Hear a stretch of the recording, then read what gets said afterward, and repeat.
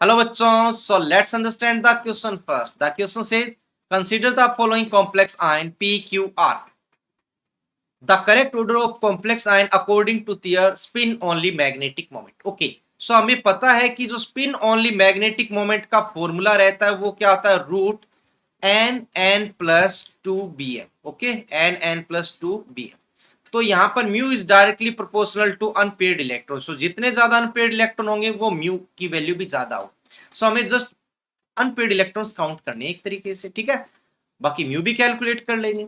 तो देखिए सबसे पहले हमें दिया गया है P. तो P में है Fe F6 3-. Fe का जो कॉन्फ़िगरेशन होता है वो रहता है 4s2 3d6, लेकिन Fe प्रेजेंट है यहाँ पर +3 में. ओके, सो Fe+3 हो जाएगा 3d5. जैसा कि दिखाई दे रहा है F यहाँ पर वीक फील्ड लिगेंड है तो पेयरिंग नहीं होगी डायरेक्टली. सो इसका जो कॉन्फ़िगरेशन होगा वो क्या हो जाएगा, T2g3 एंड Eg2, यही होगा.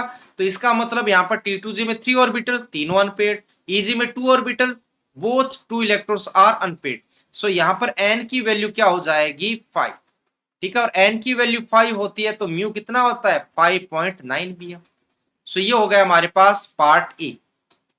अब पार्ट बी की बात करते हैं जो कि हमारे पास Q, जिसमें हमें दिया गया है VH2O6+2.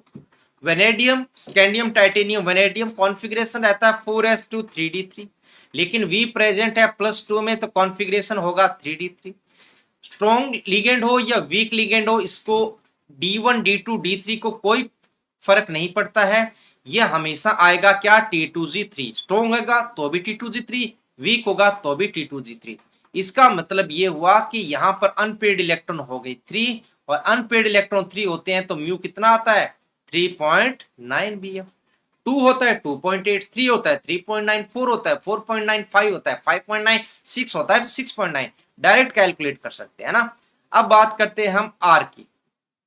सो आर में हमें दिया गया है FeH2O6+2.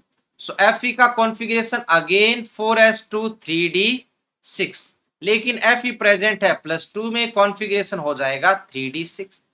वीक फील्ड लिगेंड है तो पेयरिंग नहीं करवानी. पहले T2g में 3 इलेक्ट्रॉन, देन Eg में 2, देन T2g में 1. So configuration will be T2g4 and Eg2. T2g में 3 ऑर्बिटल रहते हैं, 4 इलेक्ट्रॉन्स है, मतलब 2 अनपेड इलेक्ट्रॉन है और 2 Eg में है. तो इसका मतलब ये n की वैल्यू हो जाएगी यहाँ पर 4 और म्यू की वैल्यू हो जाएगी 4.9 bm.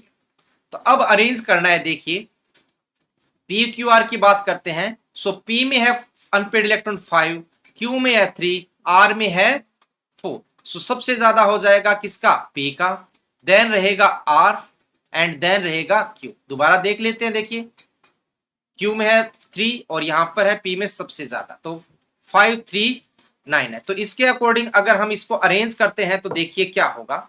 ठीक है, तो यहां पर सबसे ज्यादा P, फिर R, फिर Q. So the right answer of this question is option number B, that is QRP. So hope you understand the concept well. Best of